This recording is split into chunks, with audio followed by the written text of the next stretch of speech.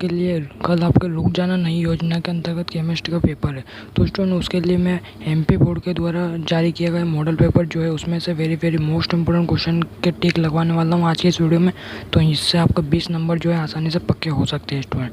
तो देखिए सही विकल्प जो है उसमें से भी मैं आपको टिक लगवाने वाला हूँ और इम्पोर्टेंट क्वेश्चन जो है वो उसमें से भी टिक लगवाने वाला हूँ। तो स्टूडेंट वीडियो को पूरा देखिएगा अंत तक, और अगर चैनल पर पहली बार है तो सब्सक्राइब जरूर कर लीजिएगा और अपने दोस्तों में शेयर कर दीजिए ताकि वो भी कल जो केमिस्ट्री का पेपर है उसके लिए इंपॉर्टेंट क्वेश्चन जो है स्टिक में मैं लगवाने जा रहा हूँ। क्योंकि अब आपके पास में इतना टाइम तो नहीं है कि आप इस मॉडल पेपर को जो है पूरा सॉल्यूशन कर सके, पूरा याद कर सके, ठीक है। तो इसमें से जो वेरी मोस्ट इंपोर्टेंट क्वेश्चन है जिनके एग्जाम में आने की बहुत ज़्यादा संभावना है कल के पेपर में, तो वो टिक लगवाने वाला हूँ। तो चलिए क्या क्या वो टिक लगवाने वाला प्रश्न जो बड़े ध्यान से देखिएगा आज के इस वीडियो को। चलिए मैं टिक लगवाता हूँ आपको इम्पोर्टेंट। तो स्टूडेंट सबसे पहला प्रश्न है, तो सबसे पहले देखते हैं हम ऑब्जेक्टिव टाइप में। देखिए ऑब्जेक्टिव में सबसे पहले है इम्पोर्टेंट है। देखिए सबसे पहले ऑब्जेक्टिव में आप सबसे पहले आप ये कर लीजिएगा। ऑब्जेक्टिव में ये आपका इम्पोर्टेंट है, हार्डी सोल्जर का नियम किससे संबंधित है, ये वाला आप कर लीजिएगा।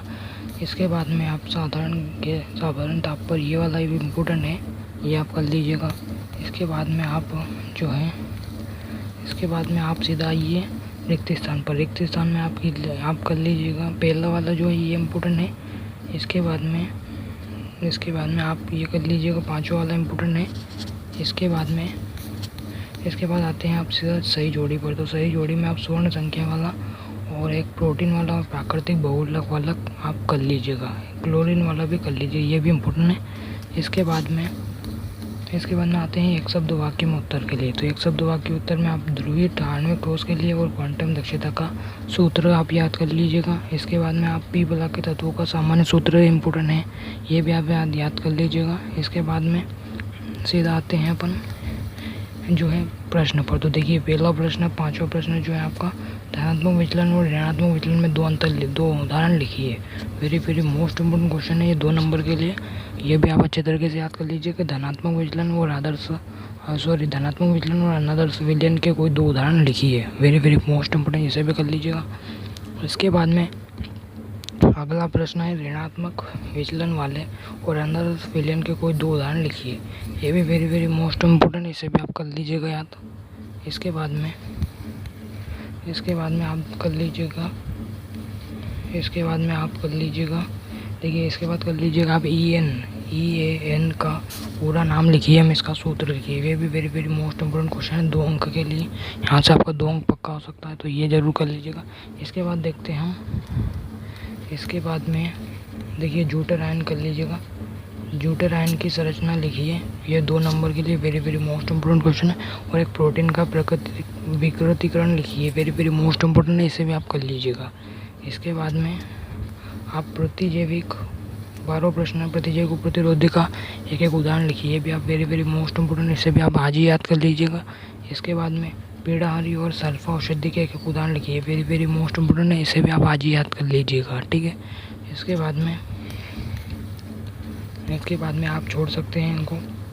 उसके बाद वेरी मोस्ट इम्पोर्टेंट क्वेश्चन है आपका 14 है अभिक्रिया की कोटि में अनुसंख्यता में कोई अंतर लिखिए।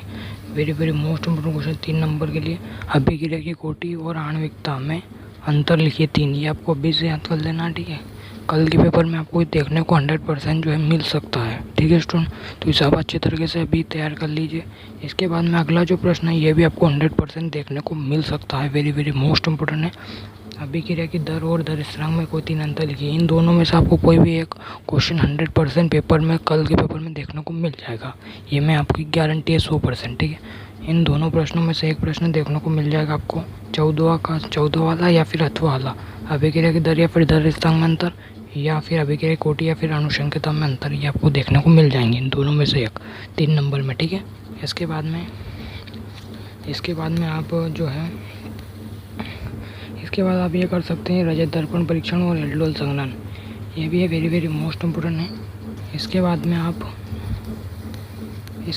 आप जो है वुड्ज अभिक्रिया कर सकते हैं, वेरी मोस्ट इम्पोर्टेंट है, वुड्ज अभिक्रिया कर लीजिएगा। इसके बाद में आप एक क्वेश्चन ये कर लीजिएगा कि विशिष्ट चालकता और आणविकता चालकता एवं तुल्यांक की चालकता की परिभाषा सूत्र, वेरी मोस्ट इम्पोर्टेंट है, ये भी आप 5 नंबर में आ सकता है।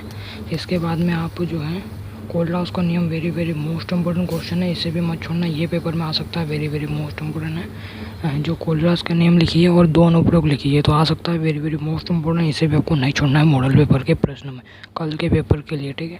इसके बाद में संक्रमण तत्व की परिभाषा और सामान्य सूत्र और कुछ और उपयोग लिखिए, ये भी आपको कर लेना, ये भी बहुत वेरी मोस्ट इम्पोर्टेंट क्वेश्चन है 5 अंक के लिए। इसके बाद में अंतर संक्रमण जो है आपका, ये भी आपको कर लेना है, अंतर संक्रमण तत्व की परिभाषा और सामान्य सूत्र की लिखिए, वेरी मोस्ट इम्पोर्टेंट, ये भी आपको नहीं छोड़ना, ठीक है। इसके बाद में तो स्टूडेंट ये जो प्रश्न मैंने आपको बताया इंपॉर्टेंट क्वेश्चन, इनको आपको अच्छे तरीके से जो है याद कर लेना, ठीक है। वेरी मोस्ट इम्पोर्टेंट क्वेश्चन है कल के पेपर के लिए, रुक जाना नहीं के लिए, ठीक है। तो स्टूडेंट जो मैंने इंपॉर्टेंट क्वेश्चन के टिक लगाए वो आपको अच्छे तरीके से कर लेना, और अगर चैनल पर पहली बार है तो चैनल को सब्सक्राइब जरूर कर लीजिए और शेयर कर दीजिए अपने दोस्तों में। और भी बायोलॉजी मैथ्स से रिगार्डिंग जो भी वीडियोज हैं वो आने वाली इंपॉर्टेंट क्वेश्चन के लिए, तो चैनल से अभी तक सब्सक्राइब नहीं किया तो सब्सक्राइब कर लें। Thank you.